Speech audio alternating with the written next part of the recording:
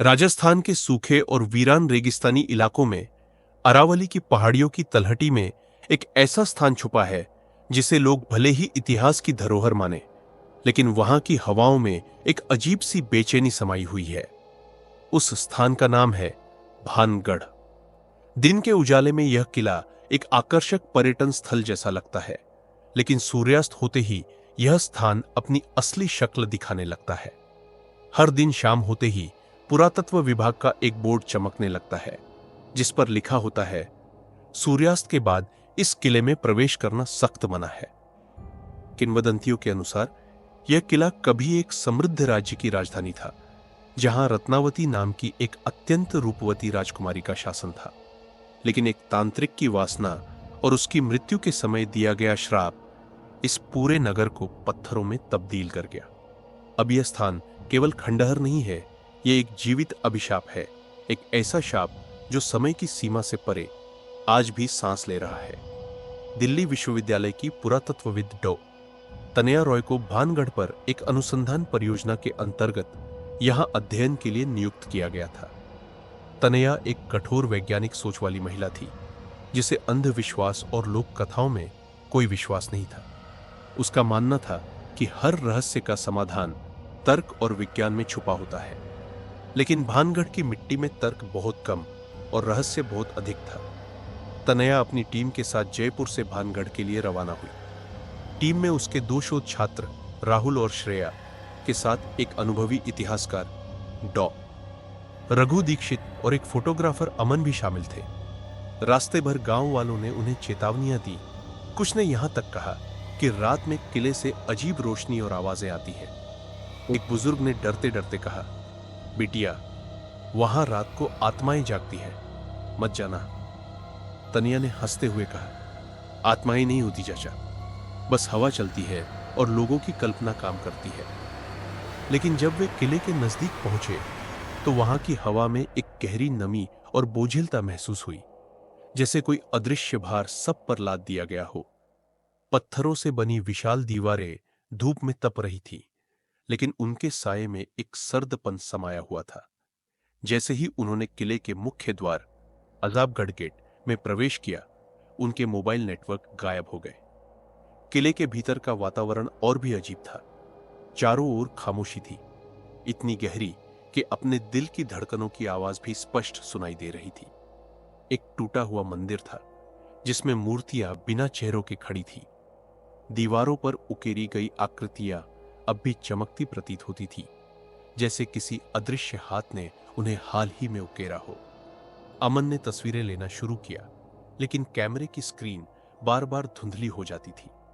रघु ने बताया कि यह मंदिर रत्नावती द्वारा बनवाया गया था और यही स्थान उस श्राप का केंद्र माना जाता है। जैसे ही वे मंदिर के गर्भगृह में पहुंचे, वहां की हवा अचानक ठंडी हो गई, जैसे कमरे में किसी अदृश्य उपस्थिति ने प्रवेश किया हो।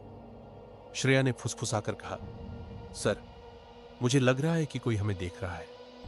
तनया ने जवाब दिया, यह बस तुम्हारा भ्रम है।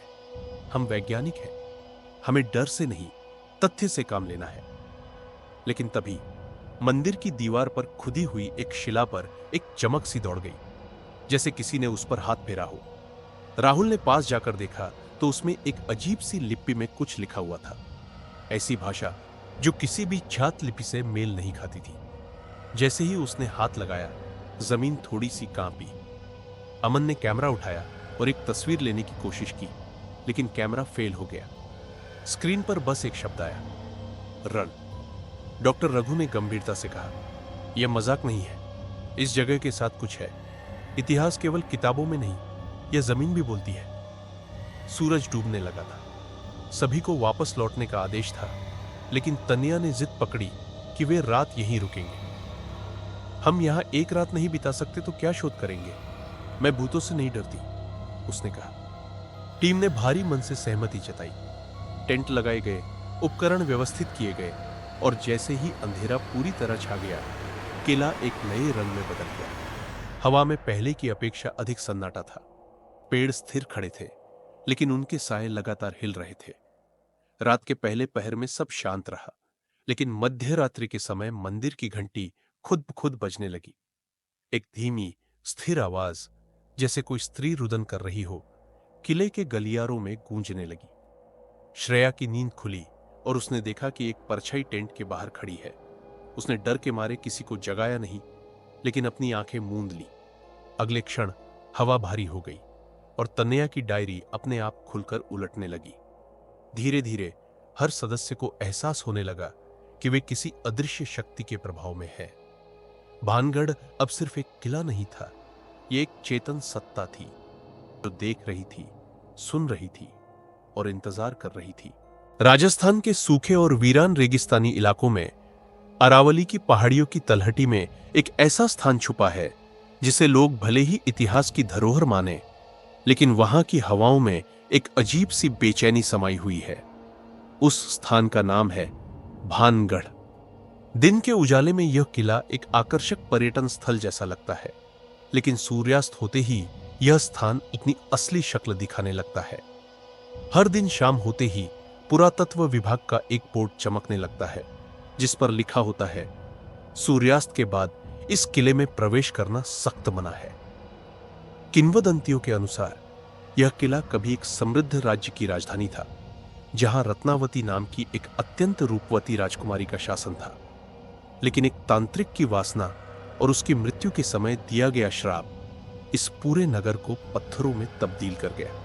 अब यह स्थान केवल खंडहर नहीं है, यह एक जीवित अभिशाप है, एक ऐसा शाप जो समय की सीमा से परे आज भी सांस ले रहा है। दिल्ली विश्वविद्यालय की पुरातत्वविद डॉ. तन्या रॉय को भानगढ़ पर एक अनुसंधान परियोजना के अंतर्गत यहां अध्ययन के लिए नियुक्त किया गया था। तनया एक कठोर वैज्ञानिक सोच वाली महिला थी, जिसे अंधविश्वास और लोक कथाओं में कोई विश्वास नहीं था। उसका मानना था कि हर रहस्य का समाधान तर्क और विज्ञान में छुपा होता है। लेकिन भानगढ़ की मिट्टी में तर्क बहुत कम और रहस्य बहुत अधिक था। तनिया अपनी टीम के साथ जयपुर से भानगढ़ के लिए रवाना हुई। टीम में उसके 2 शोध छात्र राहुल और श्रेया के साथ एक अनुभवी इतिहासकार डॉ. रघु दीक्षित और एक फोटोग्राफर अमन भी शामिल थे। रास्ते भर गांव वालों ने उन्हें चेतावनियां दी। कुछ ने यहां तक कहा कि रात में किले से अजीब रोशनी और आवाजें आती हैं। एक बुजुर्ग ने डरते डरते कहा, बिटिया, वहां रात को आत्माएं जागती है, मत जाना। तनया ने हंसते हुए कहा, आत्माएं नहीं होती चाचा, बस हवा चलती है और लोगों की कल्पना काम करती है। लेकिन जब वे किले के नजदीक पहुंचे तो वहां की हवा में एक गहरी नमी और बोझिलता महसूस हुई, जैसे कोई अदृश्य भार सब पर लाद दिया गया हो। पत्थरों से बनी विशाल दीवारें धूप में तप रही थी, लेकिन उनके साए में एक सर्दपन समाया हुआ था। जैसे ही उन्होंने किले के मुख्य द्वार अजाबगढ़ गेट में प्रवेश किया, उनके मोबाइल नेटवर्क गायब हो गए। किले के भीतर का वातावरण और भी अजीब था। चारों ओर खामोशी थी, इतनी गहरी कि अपने दिल की धड़कनों की आवाज भी स्पष्ट सुनाई दे रही थी। एक टूटा हुआ मंदिर था, जिसमें मूर्तियां बिना चेहरों की खड़ी थी। दीवारों पर उकेरी गई आकृतियां अब भी चमकती प्रतीत होती थी, जैसे किसी अदृश्य हाथ ने उन्हें हाल ही में उकेरा हो। अमन ने तस्वीरें लेना शुरू किया, लेकिन कैमरे की स्क्रीन बार बार धुंधली हो जाती थी। रघु ने बताया कि यह मंदिर रत्नावती द्वारा बनवाया गया था और यही स्थान उस श्राप का केंद्र माना जाता है। जैसे ही वे मंदिर के गर्भगृह में पहुंचे, वहां की हवा अचानक ठंडी हो गई, जैसे कमरे में किसी अदृश्य उपस्थिति ने प्रवेश किया हो। श्रेया ने फुसफुसाकर कहा, सर, मुझे लग रहा है कि कोई हमें देख रहा है। तनया ने जवाब दिया, यह बस तुम्हारा भ्रम है। हम वैज्ञानिक हैं, हमें डर से नहीं, तथ्य से काम लेना है। लेकिन तभी मंदिर की दीवार पर खुदी हुई एक शिला पर एक चमक सी दौड़ गई, जैसे किसी ने उस पर हाथ फेरा हो। राहुल ने पास जाकर देखा तो उसमें एक अजीब सी लिपि में कुछ लिखा हुआ था, ऐसी भाषा जो किसी भी जात लिपि से मेल नहीं खाती थी। जैसे ही उसने हाथ लगाया, जमीन थोड़ी सी कांपी। अमन ने कैमरा उठाया और एक तस्वीर लेने की कोशिश की, लेकिन कैमरा फेल हो गया। स्क्रीन पर बस एक शब्द आया, रन। डॉक्टर रघु ने गंभीरता से कहा, यह मजाक नहीं है, इस जगह के साथ कुछ है। इतिहास केवल किताबों में नहीं, यह जमीन भी बोलती है। सूरज डूबने लगा था। सभी को वापस लौटने का आदेश था, लेकिन तनिया ने जिद पकड़ी कि वे रात यहीं रुकेंगे। हम यहां एक रात नहीं बिता सकते तो क्या शोध करेंगे? मैं भूतों से नहीं डरती, उसने कहा। टीम ने भारी मन से सहमति जताई। टेंट लगाए गए, उपकरण व्यवस्थित किए गए, और जैसे ही अंधेरा पूरी तरह छा गया, किला एक नए रंग में बदल गया। हवा में पहले की अपेक्षा अधिक सन्नाटा था। पेड़ स्थिर खड़े थे, लेकिन उनके साए लगातार हिल रहे थे। रात के पहले पहर में सब शांत रहा, लेकिन मध्य रात्रि के समय मंदिर की घंटी खुद ब खुद बजने लगी। एक धीमी, स्थिर आवाज, जैसे कोई स्त्री रुदन कर रही हो, किले के गलियारों में गूंजने लगी। श्रेया की नींद खुली और उसने देखा कि एक परछाई टेंट के बाहर खड़ी है। उसने डर के मारे किसी को जगाया नहीं, लेकिन अपनी आंखें मूंद ली।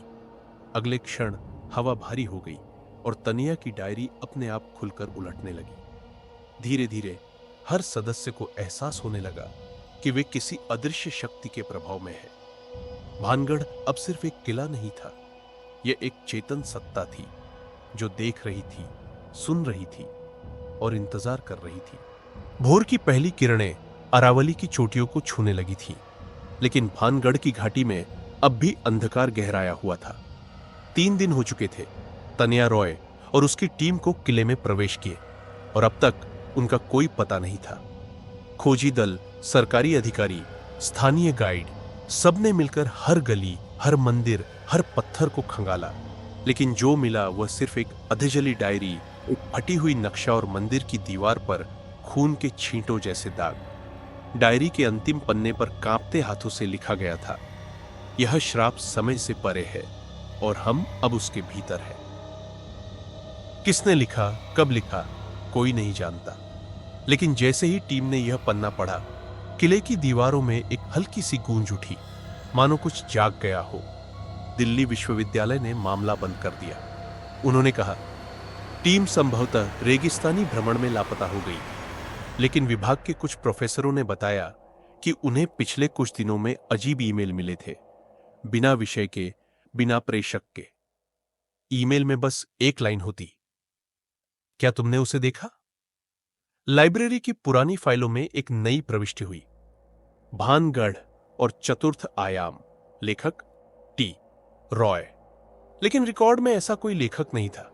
उस दस्तावेज में हाथ से बनाए गए रेखाचित्र थे, एक स्त्री, आधे घूंघट में, आधे किले के भीतर, आधे किसी और लोक में।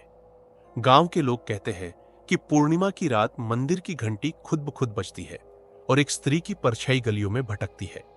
कई बार बच्चे उसके पीछे भागते हैं और फिर दिन भर कुछ नहीं बोलते, बस एक ही वाक्य दोहराते हैं।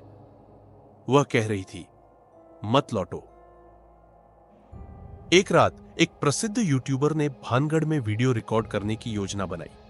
उसने लाइव स्ट्रीम शुरू की, लाखों दर्शक जुड़े। उसने मंदिर के भीतर प्रवेश किया और कैमरा स्क्रीन पर बस एक धुंधली आकृति दिखाई दी, जो धीरे धीरे पास आ रही थी। फिर स्क्रीन काली हो गई। वह यूट्यूबर आज तक लापता है।